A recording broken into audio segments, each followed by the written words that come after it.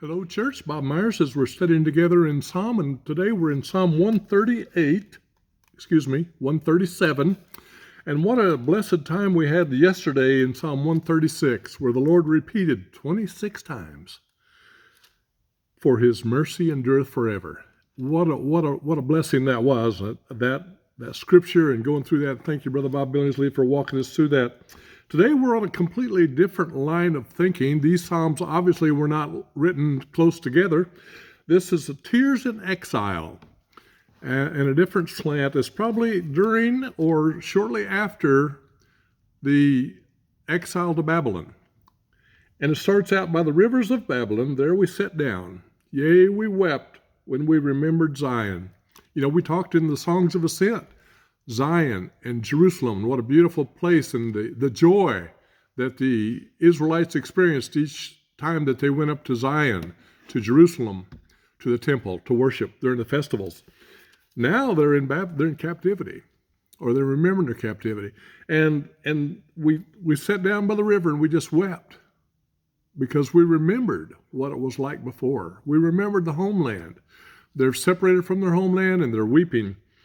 "We hanged our harps upon the willows in the midst thereof." They hung their harps in the willows. They're not singing now. They're not praising. They're not jubilant. They hung their harps in the willow. Now notice, they did not throw their harps in the river. They did not break up their harps and burn them for firewood. They hung them in the willows. And then look at 3. "For there they that carried us away captive required of us a song, and they that wasted us required of us mirth, saying, Sing us one of the songs of Zion." So the captors here, the Babylonians, are saying, "Hey, sing some of those pretty songs, those happy songs from Zion. We'd like to hear some pretty music." And the people are saying, "Our hearts are broken because of what you have done to us and the way we've been treated, the way we've been carried away captive, away from our homeland. Our hearts are so broken we cannot sing the songs of joy. We can, and we're not going to make sport for you either. We're not going to allow you to make sport of us and make fun of us singing the songs of Zion." Verse 4, "How shall we sing the Lord's song in a strange land?" They said, "How can we do that?" But I have a question for us, because are we not all living in a strange land? This is not our homeland. Our homeland is heaven.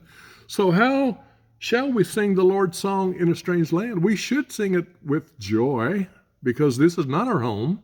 We should sing it resolutely. We should sing it resoundingly, the Lord's song. Now, these people were being made sport of, and so they didn't, and their hearts were broken. And then it speaks of, the psalmist speaks of his joy and his heart for Israel. And I think we could even translate this, that this is the Lord's heart for Israel as well. "If I forget, O Jerusalem, let my right hand forget her cunning."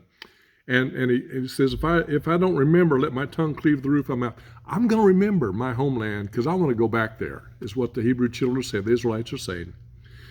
And then it turns to a prayer, 7, 8, and 9. "Remember, O Lord, the children of Edom in the day of Jerusalem."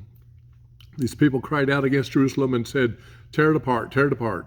And there's a prayer, a very radical prayer, a very vicious, we would say, prayer, that the Lord would deal judgment against them that have destroyed Israel and carried these people away captive. If you need to, go back and read Psalm 136 again after reading this. But this is a precious psalm, Psalm 137. Be blessed today.